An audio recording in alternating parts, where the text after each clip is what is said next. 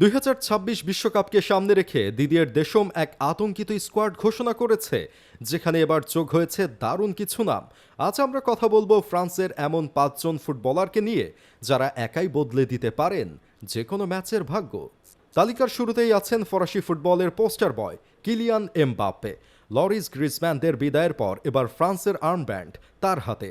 Left wing থেকে তার চিতাবাঘের মতো গতি আর বক্সে গিয়ে ক্লিনিক্যাল ফিনিশিং প্রতিপক্ষের ডিফেন্সের জন্য আতঙ্ক। ক্যাপ্টেন হিসেবে এমবাপ্পে এবার কতটা ক্ষুধার্ত তা প্রতিপক্ষ দলগুলো খুব ভালো করেই জানবে।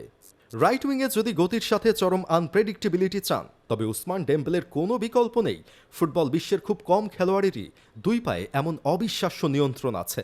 রাইট ফ্ল্যাঙ্ক দিয়ে ডেম্বেলের কার্টিন আর বক্সে নিখুঁত পাসিং ফ্রান্সের আক্রমণ ভাগকে যে কোনো মুহূর্তে ব্রেক থ্রু এনে দিতে পারে। দিনটা যদি ডেম্বেলের হয়, তবে তাকে আটকানোর সাধ্য কারও নেই। এবারের ফ্রান্স দলের সবচেয়ে এক্সাইটিং প্রোফাইলগুলোর একটি হলো মাইকেল ওলিসে। বায়ার্ন মিউনিখে গিয়ে নিজেকে অন্য স্তরে নিয়ে গেছেন এই অ্যাটাকিং মিডফিল্ডার। তার ভিশন, সেট পিস নেওয়ার দক্ষতা এবং রাইট অফ স্পেসে বল হোল্ড করার ক্ষমতা ফ্রান্সের আক্রমণ ভাগে এক নতুন মাত্রা যোগ করেছে। গ্রিজম্যানের রেখে যাওয়া ক্রিয়েটিভ রোলটা এবার ওলিসেরই কাঁধে। ফরাসি ফুটবলের অন্যতম পিওর ট্যালেন্ট প্লেয়ার হলো রায়ান চেরকি। স্কিল আর র প্রোডাক্টিভিটির এক নিখুঁত কম্বিনেশনে ভরা এই তরুণ সেন্ট্রাল অ্যাটাকিং পজিশনে ছোট জায়গায় বল রিসিভ করা এবং প্রতিপক্ষের ডিফেন্সিভ লাইনকে এক পাসে ভেঙে ফেলার এক অদ্ভুত সহজাত ক্ষমতা আছে চেরকির।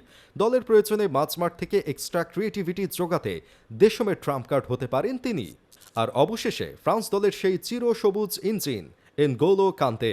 2018 সালের বিশ্বকাপ জয়ের পিছনে বড় ভূমিকা পালন করেছিলেন তিনি। 22 সালে ইনজুরির কারণে মিস করেছেন বিশ্বকাপ। 8 বছর পর আবার যাচ্ছেন বিশ্বকাপে। কান্তে মাঠে নামা মানেই প্রতিপক্ষের মাঠে দম বন্ধ হয়ে যাওয়া। নিখুঁত ট্যাকেল, ইন্টারসেপশন এবং ডিফেন্সকে শিল্ড করার ক্ষেত্রে তিনি এখনও পৃথিবীর অন্যতম সেরা। মাঠে কান্তের উপস্থিতি এমবাপ্পে ওলিসেদের সম্পূর্ণ স্বাধীনভাবে আক্রমণ করার লাইসেন্স দেয়। অন্যদিকে স্পেনের কোচ লুইস দে লা ফুয়েন্তেও লা রোহা এক দল ঘোষণা করেছে। চলেন দেখে নেই স্পেনের এমন 5 জন ফুটবলারকে যারা এবার স্পেনের আক্রমণ ও মাঠের মূল চালিকা শক্তি হতে চাচ্ছেন। তালিকার শুরুতেই আছেন স্প্যানিশ ফুটবলের অন্যতম ওয়ান্ডার কিড লামিন ইয়ামাল। বয়সের তুলনায় মাঠের ভেতরে তার পরিপক্কতা অবিশ্বাস্য। রাইট উইং থেকে তার children like dribbling, cut in করে ভেতরে ঢোকা এবং ডিফেন্স চেরা পাস প্রতিপক্ষের ডিফেন্ডারদের রাতের ঘুম কেড়ে নেওয়ার জন্য যথেষ্ট। রাইট ফ্ল্যাঙ্কে ইয়ামাল একাই স্পেনের অর্ধেক আক্রমণের উৎস। মাঝমাঠের নিয়ন্ত্রণ এবং বলের গতিপথ ঠিক করার ক্ষেত্রে পেদ্রি হলেন স্পেনের আসল মস্তিষ্ক। ইনজুরি কাটিয়ে ছন্দ ফিরে পাওয়া পেদ্রি দলে থাকা মানেই পাসিংয়ের নিখুঁত ছন্দ। ছোট জায়গায় বল হোল্ড করা, প্রেস রেজিস্ট করা এবং ফরওয়ার্ডদের জন্য ডিফেন্স স্প্লিটিং পাস বাড়িয়ে দেওয়ার ক্ষেত্রে তিনি অনন্য। রদ্রি যদি এই দলের ইঞ্জিন হন, তবে পেদ্রি হলেন আর্কিটেক্ট। আর স্পেনের মাঠের সেই আসল ইঞ্জিন এবং দলের সবচেয়ে অপরিহার্য প্লেয়ারটি হলেন রদ্রি। ট্যাকটিক্যাল লিডারশিপ, প্রতিপক্ষের কাউন্টার অ্যাটাক শুরুতেই নস্যাৎ করে দেওয়া এবং বল রিকভারির ক্ষেত্রে তিনি পৃথিবীর সেরা ডিফেন্সিভ মিডফিল্ডার। শুধু ডিফেন্স দেওয়াই নয়, বিগ ম্যাচে বক্সের বাইরে থেকে তার দূরপাল্লার জোরালো শট অনেকবারই স্পেনের জয়ের ত্রাতা হয়ে উঠেছে। এবারের স্প্যানিশ মিডফিল্ডে এক্সট্রা এনার্জি এবং গোল স্কোরিং থ্রেড জাগানোর জন্য অন্যতম বড় নাম ফেরমিন লোপেজ।